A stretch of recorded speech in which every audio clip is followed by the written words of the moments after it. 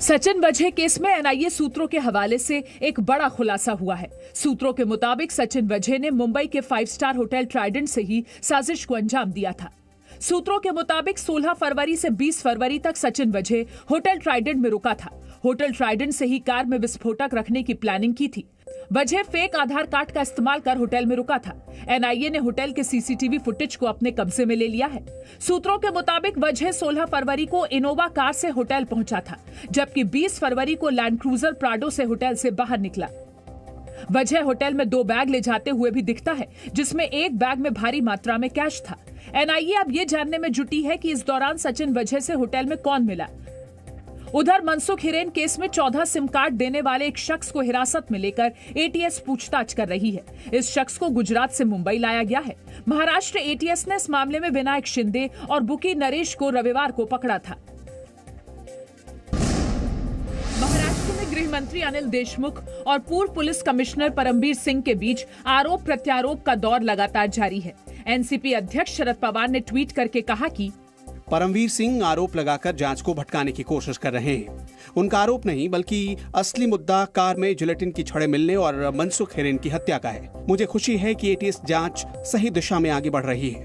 वहीं परमबीर सिंह ने अपनी याचिका में महाराष्ट्र के गृह मंत्री पर गंभीर आरोप लगाए हैं। याचिका में परमबीर सिंह ने आरोप लगाया है कि साल 2020 में आईपीएस अधिकारी रश्मि शुक्ला का तबादला भी इसलिए कर दिया गया था क्योंकि उन्होंने गृह विभाग में चल रहे भ्रष्टाचार को पकड़ा था। परमवीर ने गृह मंत्री के खिलाफ लगाए आरोप की जांच सीबीआई से कराने की मांग की है। अनिल देशमुख ने परमबीर सिंह के उन आरोपों को खारिज कर दिया है कि उनकी कभी फरवरी में वजह से मुलाकात हुई थी। नागपुर के एलेक्सिस अस्पताल में मैं 5 फरवरी से लेके 15 फरवरी तक एडमिट था। होम क्वारंटाइन 27 फरवरी तक हो गया। 28 फरवरी को मैं पहली बार घर के बाहर निकला। इससे पहले शरद पवार ने भी अनिल देशमुख का बचाव किया और कहा कि 5 से 15 फरवरी के बीच देशमुख अस्पताल में थे। आप कह रहे वो घर में थे, आपने अभी डेट दिया सर 15 से 27। मेरे पास 15 फरवरी का सर्टिफिकेट। बीजेपी ने पवार के दावों पर सवाल उठाते हुए कहा कि इस मामले पर वो अपनी ही बातों से पलट गए। शरद पवार जी ने स्वयं कहा था कि अनिल देशमुख जी के इस्तीफे के बारे में महाराष्ट्र के मुख्यमंत्री फैसला करेंगे। कुछ घंटे बीत जाने के बाद राष्ट्रवादी के नेता ने घुमजाव क्यों करा? उधर परमबीर सिंह के आरोपों पर संसद के दोनों सदनों में जमकर हंगामा हुआ। बीजेपी ने देशमुख के खिलाफ लगे आरोप को गंभीर बताते हुए मुख्यमंत्री उद्धव ठाकरे का इस्तीफा मांगा। मुख्यमंत्री को बने रहने का जरा भी अधिकार नहीं है। महाराष्ट्र का इतना लो पॉलिटिक्स कभी नहीं हुआ है। सरकार को खतरा नहीं है ऐसा वो कह रहे, पर सरकार से महाराष्ट्र को खतरा है। गृह मंत्री अमित शाह ने आज असम के धेमाजी, मजुली और उदलगुड़ी में चुनावी रैली को संबोधित किया। अपनी रैलियों में उन्होंने बीजेपी की सर्बानंद सोनोवाल सरकार की उपलब्धियां गिनाई और विपक्ष को घेरा। जी न्यूज से बातचीत में अमित शाह ने कांग्रेस के बदरुद्दीन अजमल के साथ चुनावी मैदान में उतरने पर सवाल उठाए। उन्होंने कहा कि अगर कांग्रेस की सरकार आई तो असम में फिर घुसपैठ होगी। पूरा असम इस अलायंस को ध्यान से देख रहा है कि असम में बदरुद्दीन को साथ में रखकर कांग्रेस क्या संदेश देना चाहती है कि हम फिर से घुसपैठ बढ़ाएंगे, हम फिर से आतंकवाद को बढ़ाएंगे।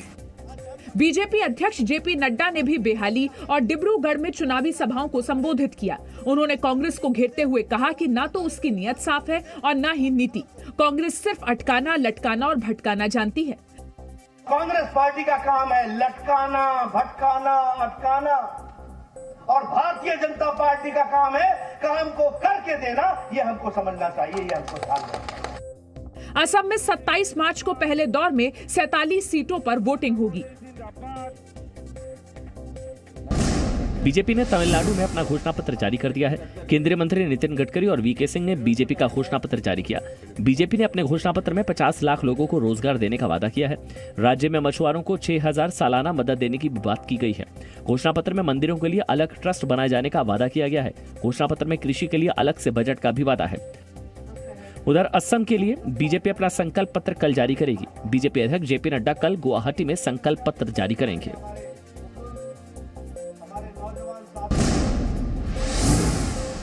पश्चिम बंगाल चुनाव के लिए कांग्रेस ने आज अपना घोषणा पत्र जारी कर दिया। बंगाल में इस बार कांग्रेस लेफ्ट मोर्चा और आईएसएफ के साथ गठबंधन में चुनाव लड़ रही है। कांग्रेस ने अपने घोषणा पत्र में राज्य में कानून व्यवस्था बनाने, महिलाओं की सुरक्षा सुनिश्चित करने, 20,000 गरीब परिवारों को हर महीने 5,700 रुपए की मदद देने, कोरोना काल में नौकरी गंवाने वालों को 5,000 रुपए का भत्ता देने, किसानों को एमएसपी और खेती के लिए बिजली बिल में 20% छूट का वादा किया है। पश्चिम बंगाल कांग्रेस के अध्यक्ष अधीर रंजन चौधरी से जब राहुल गांधी के बंगाल दौरे के बारे में पूछा गया तो वो नाराज हो गए। उन्होंने कहा कि वो आत्मनिर्भर हैं। आएंगे आएंगे आएंगे। कब दादा? कब आएंगे बता देंगे। 27 तारीख का कब आएंगे बता देंगे। आपको अफसोस नहीं है कि आपके बड़े नेता नहीं? कोई अफसोस नहीं है, हम आत्मनिर्भर होते हैं। कांग्रेस ने पश्चिम बंगाल में तीसरे दौर के चुनाव के लिए 30 स्टार कैंपेनर्स की लिस्ट जारी की है। इसमें सोनिया गांधी, राहुल गांधी और प्रियंका गांधी वाड्रा के साथ साथ G23 का हिस्सा माने जाने वाले मनीष तिवारी का नाम भी शामिल है। विपक्ष की आपत्तियों के बीच राष्ट्रीय राजधानी क्षेत्र संशोधन विधेयक 2021 आज लोकसभा से पास हो गया। दिल्ली के मुख्यमंत्री अरविंद केजरीवाल ने एनसीटी संशोधन बिल को दिल्ली वालों के साथ धोखा कहा है। आज लोकसभा में GNCTD संशोधन विधेयक पारित करके दिल्ली के लोगों का अपमान किया गया। विधेयक उन लोगों से शक्तियां छीनता है जिन्हें लोगों ने वोट दिया था। बीजेपी ने कहा कि नए बिल से दिल्ली सरकार और केंद्र सरकार के बीच अधिकारों का कंफ्यूजन खत्म होगा। हमने सिर्फ कंफ्यूजन दूर किया। जो 1991 कांग्रेस के समय जो बिल पास हुआ है वही है। हमने सिर्फ कंफ्यूजन जो था कि यार यहाँ पे एडमिनिस्ट्रेटर शब्द का ज्यादा महत्व है कि इसका है, उसको दूर कर दिया कि जो एडमिनिस्ट्रेटर है वो यूनियन टेरिटरी में उसको अधिकार है कि जहाँ मतभेद होगा वो महामहिम राष्ट्रपति के साथ भेज सकता है। नए बिल में दिल्ली के उपराज्यपाल की शक्तियों को स्पष्ट किया गया है। इसमें केंद्र और दिल्ली सरकार के अधिकारों का भी बंटवारा किया गया है।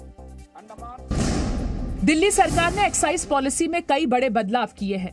दिल्ली में शराब पीने की न्यूनतम उम्र अब 21 साल होगी, पहले ये 25 साल थी।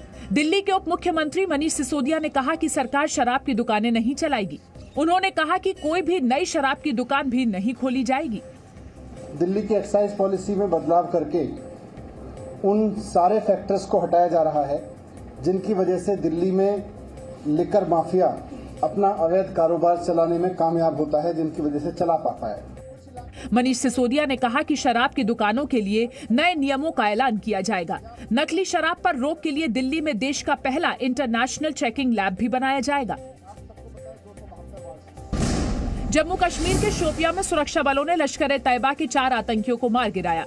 शोपियां पुलिस को जानकारी मिली थी कि 4 आतंकी एक घर में छिपे थे। इसके बाद पुलिस, सुरक्षा बल और सेना ने जॉइंट ऑपरेशन चलाया। सुरक्षा बलों ने आतंकियों के ठिकाने को घेर कर सरेंडर करने के लिए कहा, लेकिन आतंकियों ने फायरिंग शुरू कर दी। सुरक्षा बलों के जवाबी हमले में 4 आतंकी मारे गए। एनकाउंटर में एक जवान भी घायल हुआ है। आतंकवादी जहां छिपे थे वहां से 2 पिस्टल और कई हथियार मिले हैं।